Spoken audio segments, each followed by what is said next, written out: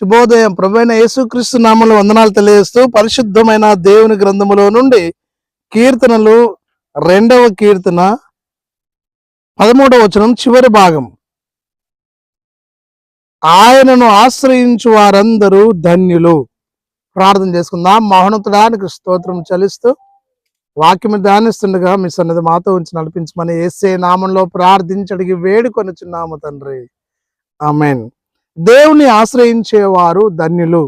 లేఖనం సెలవిస్తూ ఉంది.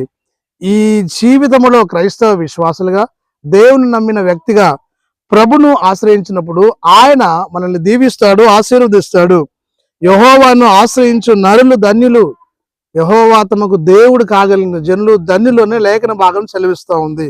కాబట్టి మన క్రైస్తవ విశ్వాస జీవన ప్రయాణంలో దేవుని నమ్మిన వ్యక్తిగా ఆయన ఆశ్రయించి ఈ లోకములో, సంఘములో, సమాజంలో దీవించబడి దేవుని మహిమపరిచినట్లు నీవు నేను కోరుకొనవలేను. అట్టి భాగ్యము పరిశుద్ధాత్మ దేవుడు మనందరికీ అనుగ్రహించి నడిపించిన గాక. ఆమేన్. మహోన్నతానికి స్తుతి స్తోత్రములు, మహిమ, ఘనత, ప్రభావము ఆరోపిస్తూ వాక్యము ధ్యానించుటకును మీరు ఇచ్చిన భాగ్యాన్ని బట్టి వందనాలు. ఈ వాక్యం వీక్షిస్తున్న, ఆన్లైన్లో వీక్షిస్తున్న వారందరినీ దీవించమని, ఆశ్రయించి అక్కర్లు తీర్చి మాయం పొందమని యేసే నామంలో ప్రార్థించడానికి వేడుకొనిచున్నాము తండ్రి. ఆమేన్. తండ్రి, కుమార పరిశుద్ధాత్మ త్రియేక దేవుడి దీవెన సదాకాలము తోడే ఇండి దీవించును గాక. ఆమేన్.